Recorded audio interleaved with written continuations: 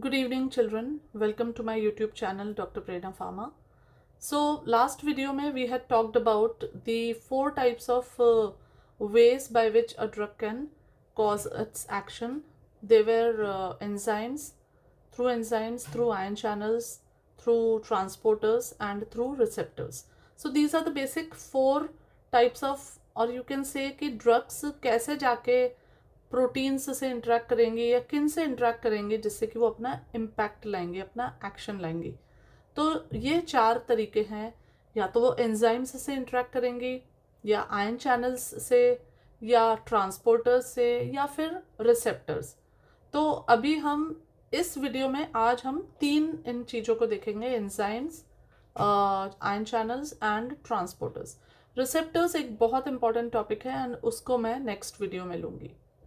तो एंजाइम्स आप सब समझते हैं. Enzymes are basically substances which catalyze a reaction which act on the substrate and substrate plus enzyme मिलके एक प्रोडक्ट बनता है, राइट.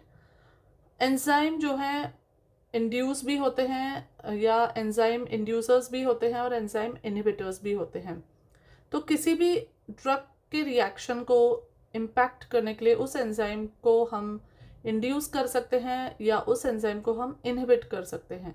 और कई बार जो पूरा प्रोसेस होता है उसमें एक रेट लिमिटिंग स्टेप होती है. आपने पढ़ा होगा बायोकेमिस्ट्री में एंड इवन स्कूल में पढ़ा होगा rate limiting step. Rate limiting step उस पूरे एंजाइमेटिक रिएक्शन की वो इम्पॉर्टेंट स्टेप है जिसको अगर ब्लॉक कर दिया गया या रोक दिया गया तो वो पूरा प्रोसेस स्टॉप हो जाता है. ठीक है. सो अपन बात करते हैं. उससे पहले दो डेफिनेशंस आती हैं, वी मैक्स और के एम. वी मैक्स क्या है? नेम इटसेल्फ सजेस्ट कि वी मैक्स होता है maximal velocity of the reaction. ठीक है.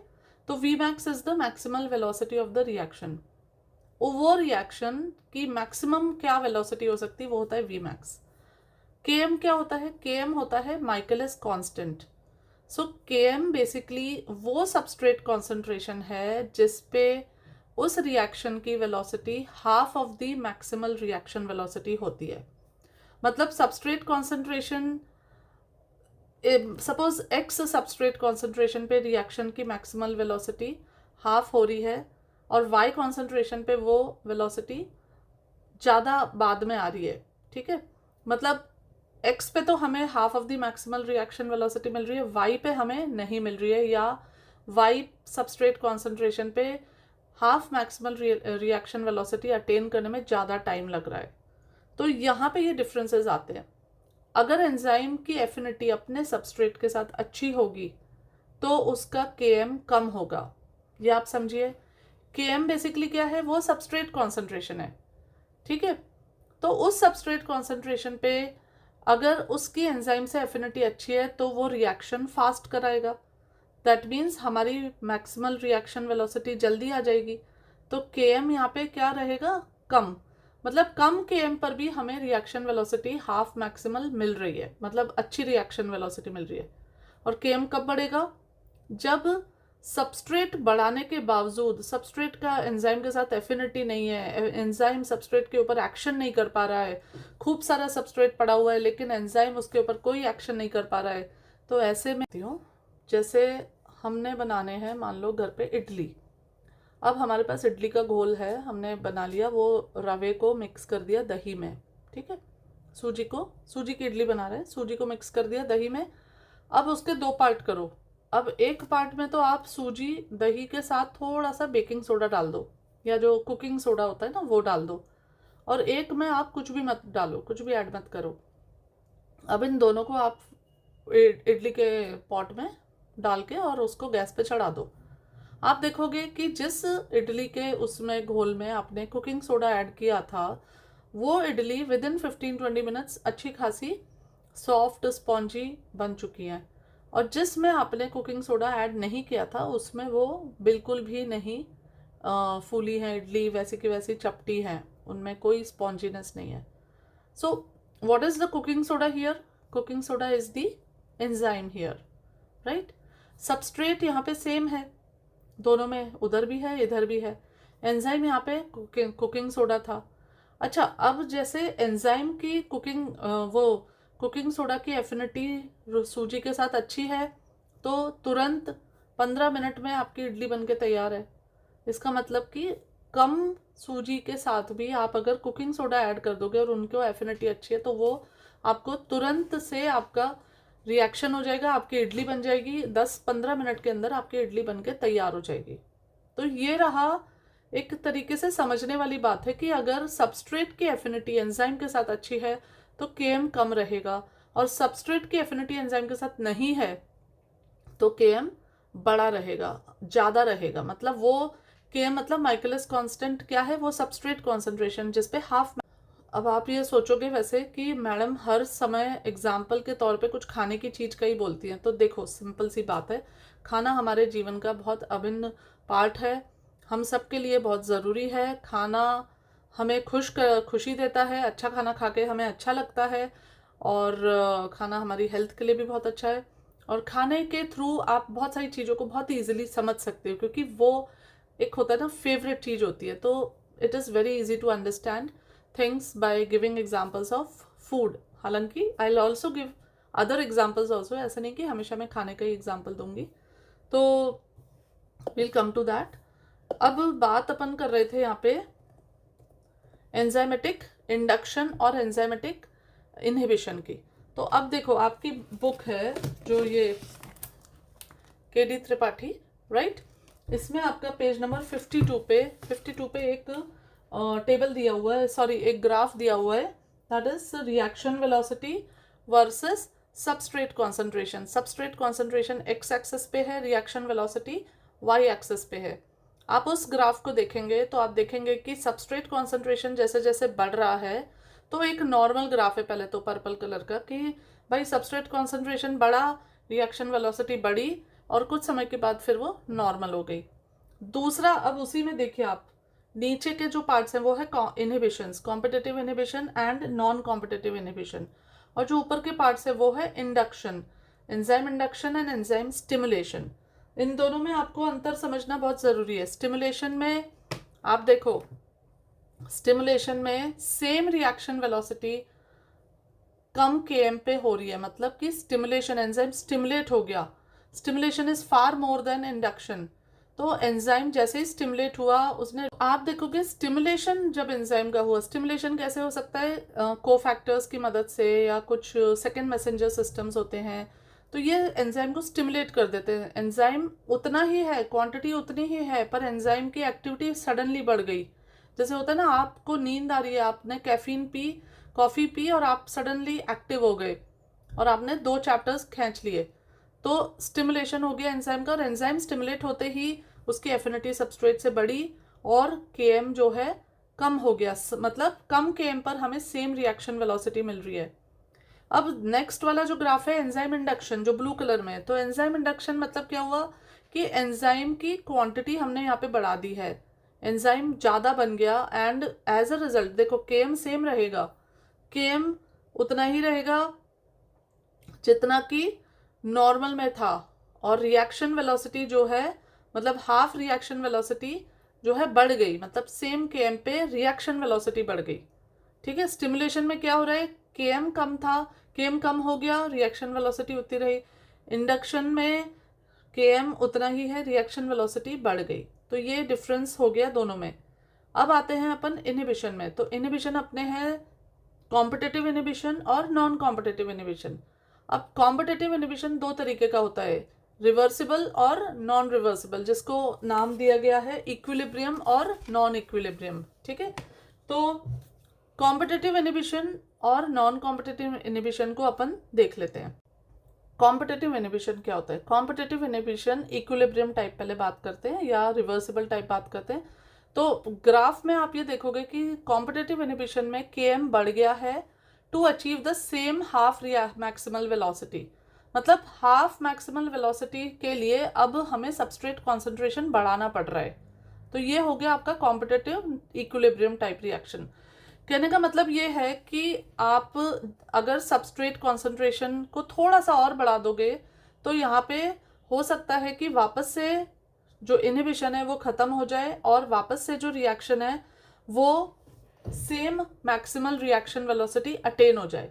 ठीक है। तो कॉम्पिटिटिव इनिबिशन में हुआ क्या एक्चुअली कि एंजाइम होता है, एंजाइम की एक साइट होती है, उस एंजाइम के मॉलिक्यूल पे आके दूसरा एक इनिबिटर आके अटैच हो गया, उसकी जो साइट थी, एक्टिव साइट थी, और वहां पे अटैच होके उसने उस एंजाइम की एक्टिविटी को कम कर दिया, उस एंजाइम को स्लो डाउन कर दिया। एंजाइम स्लो डाउन होने से क्या होगा, वो सबस्ट्रेट के साथ अब उतना अच्छे से जुड़ नहीं पा रहा है, तो सबस्ट्रेट ने सोचा चलो मैं थोड़ा सा बढ़ जाता हूँ, तो सबस्ट्रेट बढ़ गया ताकि जो बचा खुचा एंजाइम है वो तो कम से कम अटैच होके एक्शन कर ले। तो यहाँ पे Km बढ़ गया, उस सेम रिएक्शन वेलोसिटी को अटेन करने के लिए Km बढ़ गया। अब यहाँ पे क्या होगा, अगर सबस्ट्रेट को आप इतनी क्वांटिटी में बढ़ा दोगे कि वो जो इनिबिटर आया है उसकी क्वांटिटी को ओवरकम कर लेगा, तो इनिबिटर डिस्प्लेस हो जाएगा और सबस्ट्रेट वापस से उस पर अटैच हो जाएगा और आपको सेम मैक्सिमल रिएक्शन वेलोसिटी मिल जाएगी। तो इसीलिए इसको बोलते हैं कॉम्पिटिटिव लेकिन रिवर्सिबल। ये रिवर्सिबल है, जैसे आपने सबस्ट्रेट बढ़ाया तो आपकी रिएक्शन वेलोसिटी फिर से सेम आ गई, आपका एंजाइम फिर से वापस से सबस्ट्रेट के साथ जुड़ जाएगा और इनिबिटर डिस्प्लेस हो जाएगा। ठीक है। नेक्स्ट आता है non equilibrium type. Competitive inhibition के एग्जांपल्स जैसे मैं आपको बताती हूँ, एक एंजाइम है कोलिनेस्ट्रेज, है ना। कोलिनेस्ट्रेज एंजाइम जो है एसिटाइल कोलिन को मेटाबोलाइज करता है। तो there are two drugs, cholinesterase inhibitors बोलते हैं उनको, फाइजोस्टिग्मीन एंड नियोस्टिग्मीन। तो physostigmine and neostigmine basically cholinesterase enzyme के लिए एसिटाइल कोलिन के साथ compete करती हैं और उस कोलिनेस्ट्रेज एंजाइम की एक्टिविटी को कम करती हैं। ये हमारे लिए बेनिफिशियल होता है क्योंकि कुछ डिसीजेस में जहाँ हमें एसिटाइल कोलिन की एक्शन को लंबा करना है वहाँ पे हम कोलिनेस्ट्रेज इनिबिटर्स दे देते हैं, like physostigmine and neostigmine, and we get more action of acetyl choline. So this is an example of competitive reversible type of inhibition. Competitive non equilibrium type reaction में क्या होता है कि वहाँ पे ड्रग्स जो हैं सेम कैटालाइटिक साइट के साथ, जो एंजाइम की साइट है उसके साथ अटैच हो रही हैं, लेकिन वो उसके साथ बहुत स्ट्रॉन्ग कोवलेंट बॉन्ड बना रही है। पहले एंजाइम था, इनिबिटर आया, जो ड्रग थी वो उस पर अटैच हो गई, as a result substrate attach नहीं हो पा रहा था। अब क्या होगा, और वो जो अटैचमेंट था वो इतना स्ट्रॉन्ग नहीं था, तो जैसे सबस्ट्रेट बढ़ा तो उसने इनिबिटर को हटा दिया और खुद जाके अटैच हो गया। अब जो कॉम्पिटिटिव नॉन इक्विलिब्रियम टाइप है या नॉन रिवर्सिबल टाइप है, उसमें क्या होता है, ये एंजाइम है, इनिबिटर आया, ड्रग आई और वो उसने उसके साथ कॉम्पिटिटिव बॉन्ड बना लिया। अब कोई सबस्ट्रेट उसको हिला नहीं सकता, अब कोई ख़त्म नहीं कर सकता। तो ये जो बॉन्ड है ये इरिवर्सिबल हो गया और इसीलिए इसकी एक्शन तब तक चलेगी जब तक एंजाइम रहेगा। इसकी एक्शन को इनिबिट करने के लिए आपको दोबारा दूसरा एंजाइम बनाना पड़ेगा, जो एंजाइम था वो तो अब यूज़ का नहीं रहा। इसमें एग्जाम्पल मैं आपको बताती हूँ, ऑर्गेनोफॉस्फेट कंपाउंड्स होते हैं जो कि कोलिनेस्ट्रेज, अगेन सेम एग्जाम्पल है, कोलिनेस्ट्रेज एंजाइम के साथ कोवलेंट बॉन्ड बना लेते हैं और उनको कहते हैं हम ऑर्गेनोफॉस्फेट एंजाइम या ऑर्गेनोफॉस्फेट कंपाउंड्स। ये हम ANS में पढ़ेंगे जब हम कोलिनर्जिक सिस्टम पढ़ेंगे, जहाँ पे OPC पॉइजनिंग एक बहुत कॉमन शॉर्ट नोट है और सबको आना चाहिए, ये बहुत अच्छे से ये टॉपिक आना चाहिए, तो ये अपन तब पढ़ेंगे। Competitive inhibition non equilibrium type में आप देखो Km बढ़ता है और Vmax कम हो जाता है। इसमें नहीं दिया हुआ है डायग्राम में, लेकिन कॉम्पिटिटिव नॉन इक्विलिब्रियम टाइप मतलब कोवलेंट बॉन्ड बन गया, बहुत स्ट्रॉन्ग बन गया, बहुत स्ट्रॉन्ग बॉन्ड बन गया है, तो अब क्या होगा, Km तो बहुत ज़्यादा बढ़ गया और Vmax बिल्कुल कम हो गया, तो दोनों चीज़ें नेगेटिव की तरफ चली गई। अब आते हैं अपन non competitive inhibition. Non competitive inhibition में क्या होता है कि जो एंजाइम है उसकी ये तो कैटालाइटिक साइट है और दूसरी एक एडिशनल साइट है, तो नॉन कॉम्पिटिटिव इनिबिशन में जो ड्रग आती है वो आके दूसरी साइट पे अटैच हो जाएगी, वो जो उसकी कैटालाइटिक साइट है वो उस पर नहीं अटैच होगी, वो दूसरी जगह अटैच होगी। दूसरी जगह अटैच होके वो क्या करती है, उसका फॉर्मेशन बिगाड़ देती है। जैसे एंजाइम जो है इनिशियली ऐसे होगा तो उसको बिगाड़ देगी और उसको कुछ अजीब सा उसका कन्फर्मेशनल स्ट्रक्चर चेंज कर देगी। तो जैसे ही ये ड्रग यहाँ पे अटैच हुई, इसने इसको कन्फर्मेशनल चेंजेस कर दिए, स्ट्रक्चरल चेंजेस कर दिए। अब जो दूसरा सबस्ट्रेट जो आसपास है वो आएगा तो वो देखेगा कि भाई मेरे तो अटैच होने की जगह ही नहीं बची, क्योंकि मेरा तो जो अटैचमेंट साइट थी, जो कैटालाइटिक साइट थी, वो ही खराब हो गई। तो यहाँ पे एज अ रिजल्ट उस एंजाइम की एक्शन कम हो जाती है। तो this is non competitive inhibition. मतलब इनिबिटर ड्रग आई, उसने दूसरी साइट पे अटैच किया और उस साइट पे अटैच होके उसने उस एंजाइम का स्ट्रक्चर चेंज करा दिया। एज अ रिजल्ट जो सबस्ट्रेट था वो अब अटैच नहीं हो पा रहा है और रिएक्शन आगे नहीं बढ़ पा रहा है। ठीक है, इसमें क्या होता है कि Km अनचेंज्ड रहता है, मतलब सबस्ट्रेट कॉन्सेंट्रेशन उतना ही रहता है, लेकिन Vmax रिड्यूस हो जाता है। मतलब सेम सबस्ट्रेट कॉन्सेंट्रेशन पे अपने को मैक्सिमल रिएक्शन वेलोसिटी से कम मिलता है, कम जाता है। अगर आपको आपको half of the maximal reaction velocity चाहिए तो आपको सबस्ट्रेट बढ़ाना पड़ेगा, है ना यहाँ पे। और बढ़ाने के बावजूद भी वो उतना पहुंच जाए, ये मुश्किल है थोड़ा सा। अब इसमें जैसे एग्जाम्पल होता है, जैसे एक ड्रग है जो कि लिपिड डिसलिपिडेमिया के मरीजों में यूज होती है, जो कि डिसलिपिडेमिया मतलब जिनको कोलेस्ट्रॉल वगैरह ज़्यादा हो जाता है, तो उसमें स्टैटिन्स दिया जाता है। अब statin is a drug which actually inhibits HMG coenzyme A reductase inhibitor, है ना। So HMG coenzyme A reductase is actually the rate limiting enzyme in the formation of cholesterol. तो वहाँ पे जाके HMG coenzyme A reductase को inhibit करती हैं statins। तो ये जो बॉन्ड होता है ये इनका होता है नॉन कॉम्पिटिटिव इनिबिशन। ये कैटालाइटिक साइट पे अटैच नहीं करती है, ये दूसरी साइट पे अटैच होके और उस एंजाइम की एक्टिविटी को ख़त्म कर देती है। ठीक है, next we come to ion channels. Ion channel क्या होती है एक्चुअली? आयन चैनल होते हैं प्रोटीन्स। ये होते हैं ट्रांस मेम्ब्रेन, मतलब मेम्ब्रेन के बीच में। ठीक है, ऊपर बाहर है एक्स्ट्रा सेलुलर, नीचे इंट्रा सेलुलर है, और बीच में जो उसकी मेम्ब्रेन है वहाँ पे आयन चैनल, ये प्रोटीन्स वहाँ पे बैठा हुआ है। अब ये जो है आयन चैनल बेसिकली, या ये प्रोटीन जो है, ये this is helping in transmembrane signalling, है ना। ऊपर से लेके एक्स्ट्रा सेलुलर से इंट्रा सेलुलर सिग्नलिंग में हेल्प कर रहा है। होगा क्या, जैसे सपोज ये चैनल है एक, है ना, ये बंद है। अब जैसे ही सपोज यहाँ पे एक लाइगेंड अटैच होने की जगह है, तो यहाँ पे जैसे ही एक ड्रग आएगी, एगोनिस्ट आएगा या एक लाइगेंड आके अटैच होगा, तो it will result in change in the structure of the ion channel and the ion channel will open. And open होते ही ऊपर से एक्स्ट्रा सेलुलर से नीचे इंट्रा सेलुलर स्पेस में आयंस जो है चले जाएंगे। It can be sodium, it can be calcium, it can be potassium, it can be chloride, it can be anything. Ion कोई सा भी हो सकता है। सो एक ये हो गई लाइगेंड गेटेड आयन चैनल। यहाँ पे जो अटैच हो रहा है ड्रग या सबस्ट्रेट अटैच हो रहा है वो कहलाता है लाइगेंड। फिर ऐसे ही होती है वोल्टेज सेंसिटिव चैनल, कि वो ऐसे बंद है चैनल, एक वोल्टेज आया और वोल्टेज ने आके इस चैनल को टच किया। वोल्टेज टच होते ही चैनल जो है ओपन हो जाएगी, डीपोलराइजेशन होगा और बाहर से सोडियम अंदर आ जाएगा। तो ये हो गई लाइगेंड गेटेड, हो गई वोल्टेज गेटेड। एक होती है जी प्रोटीन कपल्ड आयन चैनल, मतलब उस आयन चैनल में क्या होगा, लाइगेंड जैसे ही अटैच होगा बाहर, तो नीचे इंट्रासेलुलर सरफेस में उसके जी प्रोटीन लगा हुआ है। जी प्रोटीन एक तरीके से सेकेंड मैसेंजर सिस्टम है ना। लाइगेंड यहाँ अटैच हुआ, अटैच होते ही यहाँ पे नीचे जी लाइगेंड यहाँ अटैच हुआ, यहाँ पे जी प्रोटीन जुड़ा हुआ है। जैसे ही लाइगेंड अटैच होगा एक कन्फर्मेशनल चेंज नीचे जाएगा and that ji protein will change. तो जी प्रोटीन अलग अलग तरीके के होते हैं, स्टिमुलेटरी भी होते हैं, इनिबिटरी भी होते हैं, मॉड्यूलेटरी भी होते हैं। तो वो हम पढ़ेंगे जब हम ट्रांसमेम्ब्रेन सिग्नलिंग पैटर्न्स को पढ़ेंगे। तो यहाँ पे लाइगेंड गेटेड हो गई ion channel, voltage gated ion channel हो गई, और थर्ड हो गई G protein coupled ion channel. ठीक है, तो यहाँ पे जैसे फॉर एग्जाम्पल एक आयन चैनल है अपनी voltage gated calcium ion channels. तो एक ड्रग है nifedipine which is a calcium channel blocker. तो ये निफिडिपीन जाती है और उस कैल्शियम चैनल पे जाके अटैच हो जाती है and as a result that calcium channel becomes closed. Ligand हमेशा ओपन नहीं करेगा चैनल को, वो कई बार उसे बोलेगा कि अब क्लोज्ड ही रहना है। तो voltage gated calcium channel close हो गया निफिडिपीन के अटैच होने से।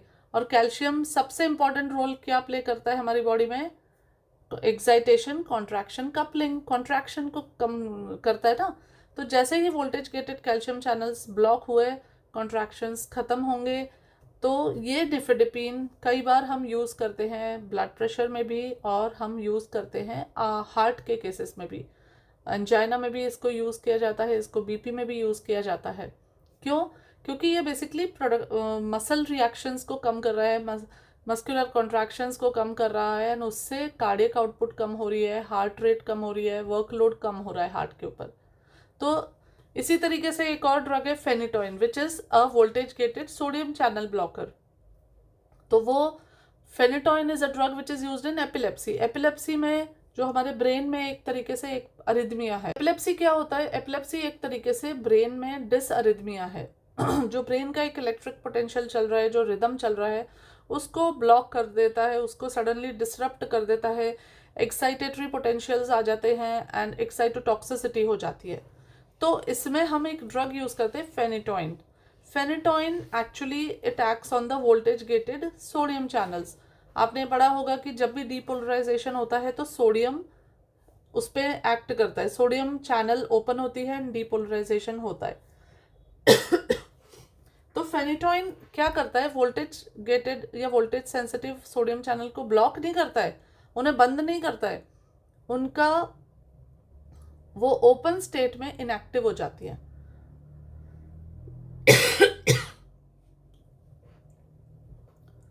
वो ओपन स्टेट में इनएक्टिव हो जाती है, मतलब ओपन है, अब ऐसे ही रहेंगे, लेकिन इनके थ्रू कोई भी आयन क्रॉस नहीं होगा, ये इनएक्टिवेटेड है, रिफ्रैक्टरी है।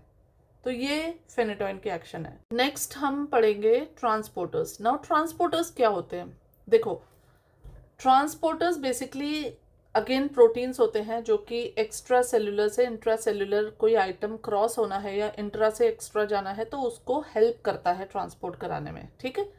अब कुछ ड्रग्स हमने पाई हैं कि ये जो है ट्रांसपोर्टर्स को ही अटैक कर देती है, कि मतलब ना तो हम एक्स्ट्रा सेलुलर कहीं अटैच हो रहे हैं ना इंट्रा अटैच हो रहे हैं, हम तो उस ट्रांसपोर्टर पे अटैच हो रहे हैं जो कि उस पर्टिकुलर आयन को ट्रांसपोर्ट होने में हेल्प कर रहा है। तो जैसे ट्रांसपोर्टर्स आप इस डायग्राम में भी देखोगे कि ट्रांसपोर्टर है, तो ऐसे सपोज खुला हुआ है, तो ऊपर this is again a transmembrane thing. ठीक है, एक्स्ट्रा सेलुलर स्पेस से आया, यहाँ पे सबस्ट्रेट अटैच हुआ, ट्रांसपोर्टर खुला ऐसे, और उसने जो सबस्ट्रेट था उसको अंदर लेके और इंट्रासेलुलर ड्रॉप कर दिया। ठीक है, आ गया ये ट्रांसपोर्टर का काम था, बाहर से सबस्ट्रेट को अंदर उसको पहुंचाना है। अब ड्रग आई, ड्रग ने क्या करा? ड्रग जो है यहाँ आके अटैच हो गई, यहाँ के अटैच होते ही अब ये ट्रांसपोर्टर हो गया ब्लॉक। अब ये ट्रांसपोर्टर के ऊपर सबस्ट्रेट आके अटैच हो रहा है, कुछ भी नहीं फर्क पड़ रहा।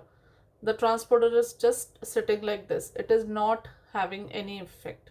It is not taking the substrate inside because यहाँ पर इनिबिटर आके अटैच हो गया। तो ये इस तरीके से ड्रग्स जो हैं ट्रांसपोर्टर्स को इनिबिट करती हैं। फॉर एग्जाम्पल इसमें अपन देखते हैं, जैसे डिप्रेशन में हम एक दवाइयाँ यूज़ करते हैं SSRIs, serotonin selective serotonin reuptake inhibitors. तो इसमें जैसे प्रोटोटाइप ड्रग होती है fluoxetine. Now this fluoxetine it inhibits the neuronal reuptake of 5-HT by inhibiting the transporter of 5-HT, that is SERT. SERT मतलब सेरोटोनिन रीअपटेक ट्रांसपोर्टर। ठीक है, तो इस रीअपटेक के ट्रांसपोर्टर को इनहिबिट करके, और फ्लूऑक्सेटिन जो है सेरोटोनिन के रीअपटेक को इनहिबिट करती है, और रीअपटेक इनहिबिट होने से सेरोटोनिन जो है पोस्ट सिनेप्टिक क्लेफ्ट में लंबे समय तक रहता है, और पोस्ट सिनेप्टिक न्यूरॉन पे जाता है, अटैच होता है और एक्शन करता है, और इस तरीके से डिप्रेशन कम होता है। डिप्रेशन कम करने के लिए हम सेरोटोनिन को बढ़ाते हैं।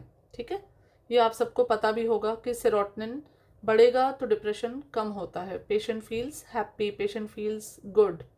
ठीक है, ऐसे ही एक दवाई है furosemide. Furosemide is a diuretic, और ये एक्ट करती है, डायूरेटिक है तो इसका काम क्या है? Sodium and water excretion, body में से वाटर हटाना है, वाटर के साथ साथ सोडियम भी जाता है। बीपी के मरीजों में या कार्डियक एडिमा के मरीजों में फ्यूरोसेमाइड जो है एक हाई सीलिंग डायूरेटिक है, इसको दिया जाता है। तो ये क्या करता है? ये sodium potassium 2 chloride cotransporter को इनहिबिट कर देता है और as a result sodium reabsorb नहीं हो पाता है, वाटर वहीं की वहीं रहता है और सोडियम और वाटर दोनों के दोनों एक्सक्रीट कर दिए जाते हैं। तो आज हमने 3 पार्ट कंप्लीट किए हैं टारगेट ऑफ ड्रग एक्शन के। एक तो था एंजाइम्स, दूसरा था आयन चैनल्स और तीसरा था ट्रांसपोर्टर्स। चौथा जो है दैट इज रिसेप्टर्स, वो हम करेंगे अब नेक्स्ट वीडियो में कंप्लीट। उसमें कुछ डेफिनेशंस भी आएंगी, एगोनिस्ट क्या होता है, एंटागोनिस्ट क्या होता है, affinity, intrinsic activity, partial agonist, reverse agonist, ये सब डेफिनेशंस आपको बाकायदा समझनी है और कभी ज़िंदगी में भूलनी नहीं है, क्योंकि ये डेफिनेशंस बेसिक्स हैं। अभी बार बार आप एक बार एगोनिस्ट की डेफिनेशन समझ लोगे ना, बार बार कोई नहीं समझाएगा क्या होता है एगोनिस्ट, क्या होता है एंटागोनिस्ट। आपसे सीधा पूछा जाएगा अच्छा चलो बताओ बेंजोडाइजेपिन का एंटागोनिस्ट क्या होता है, तो आपको पता होना चाहिए एंटागोनिस्ट मतलब हम क्या बोल रहे हैं, इंट्रिंसिक एक्टिविटी और एफिनिटी में क्या डेफिनेशन है, एकदम से आनी चाहिए। फिर हम पढ़ेंगे रिसेप्टर की, रिसेप्टर ऑक्यूपेशन थ्योरी पढ़ेंगे, फिर हम डोज रिस्पॉन्स रिलेशनशिप पढ़ेंगे, रिसेप्टर के डिफरेंट टाइप्स ऑफ रिसेप्टर्स पढ़ेंगे, factors which prolong drug action, ये सब हम फार्माकोडायनेमिक्स में पढ़ेंगे। So this pharmacodynamics is a long chapter and it is going to take at least 3 to 4 more videos to complete it completely. ठीक है, so enjoy, study well, like, share, subscribe and comment on my channel and आपके views और आपके comments से मुझे motivation मिलता है।